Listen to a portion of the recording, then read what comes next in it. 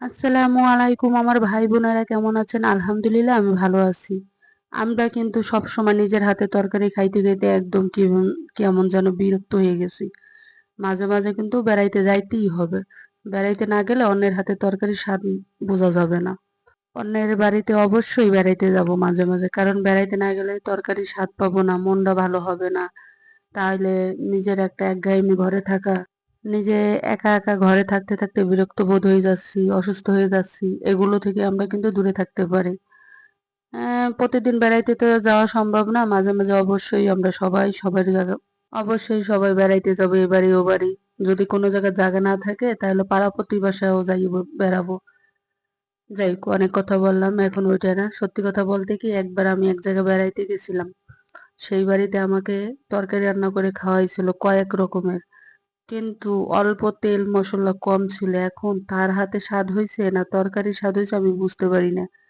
সেই তরকারি আমার কাছে এত ভালো লাগছে, মনে হয় কি তার হাঁড়ি কড়াই যা আছে সব আমি খাইয়ে ফেলাই। না, তা কি আর খাওয়া যায়? কিন্তু সত্যি সত্যি তার তরকারি অনেক মজা হয়েছে। এত স্বাদ তরকারিটা, আমি আমার জিভে এখনো লাগিয়ে রয়েছে। কিন্তু আসলে সত্যি কথা বলে সে মারাই গেছে, তার হাতে আর খাইতে পারবো না। আমার এক দাদির হাতে রান্না খাইছিলাম, সে মারা গেছে তো আর তার হাতে খাওয়া যাবে না। যাই হোক, সে অনেক সুন্দর করে তরকারি রান্না করতো। রান্না করলে আমাকে ডাইকে ডেকে দিয়ে যাইতো বা দাওয়াত দিত। মাঝে মাঝে আমাদের দাওয়াত দিত, আমরা যাইতাম, খাইতাম। খুব ভালো লাগতো।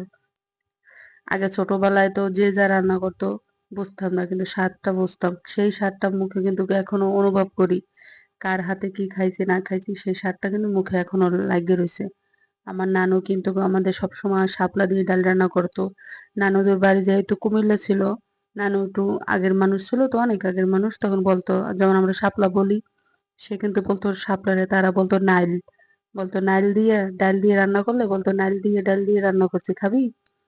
আমরা পেট ভরে ওইগুলো দিয়ে ভাত খেতাম। কিসের গোস মাছ, ছোট মানুষরা কিন্তু ডাল দিয়েই বেশিরভাগ ভাত খায়, ওই ঝাল মশলা থেকে। আর আমরা কিন্তু সত্যি বলতে কি, যত তেল মশলা দিয়ে রান্না করি, একটা তেল তেলে লাগে মুখে, অত স্বাদ মুখে লাগবে অবশ্যই, কিন্তু তেল তেলে লাগে। একটু কম তেলে রান্না করলে মুখে একটা অন্যরকম স্বাদ লাগে। সেই স্বাদটা কিন্তু আগের মতন পাই না, যতই ভালো করে আপনি আমি রান্না করি। দেখবেন যে অন্যের তরকারি যত খাইছি ওগুলো যদি মনে করে দেখি, কি মধু। আজকে কিন্তু আমি লাল শাকটা ভাজি করলাম একদম শুকনো মরিচ দিয়া, ডইলে ডইলে শুকনো মরিচ দিয়া দিলাম। শুধু কাঁচা মরিচ দিয়ে মাঝে মাঝে খাই, শুকনো মরিচ টরিচ দিয়ে ইচ্ছা মতন ঝাল দিয়া শাক রান্না করলাম। কেমন হয়েছে আপনারা বলবেন। আজকে ঝাল দিছে একদম, কেউ খাইতে পারবে না, খালি আমি একাই খাবো, খাবো আর ঝাল ঝাল করব। প্রতিদিন সন্ধ্যার সময় নাস্তা বানানো কি যে একটা ঝামেলা, আর ভালো লাগে না। আর এই তো আমাদের সন্ধ্যার জন্য নাস্তা নিয়ে আসছে, সন্ধ্যায় খাবারের জন্য। কি কি নিয়ে আসলো, এখানে একটা সিঙ্গারা আছে, একটা মিষ্টি আছে, আর এটা কি, আর এটার নাম জানি না। তারপর খাইতে হবে, খাইলেই নাম বোঝা হয়ে যাবে আর কি খাইলাম। আমার ভিডিওটা যদি আপনাদের কাছে একটু ভালো লাগে তাহলে অবশ্যই লাইক কমেন্ট আর সাবস্ক্রাইব করে দিবেন। অবশ্যই আমার পাশে থাকবেন। আপনাদের লাইকে, আপনাদের কমেন্টে আমার খুব ভালো লাগে, আমি উৎসাহ পাই। আমিও অবশ্যই আপনাদের বাড়িতে ঘুরে আসব। আমার এই ছোট্ট পরিবারে সব সময় থাকবেন। আমিও আপনাদের পরিবারে থাকব ইনশাল্লাহ, যদি বেঁচে থাকি। আগামীকালকে আবার দেখা হবে। আল্লাহ হাফেজ, ভালো থাকবেন সবাই।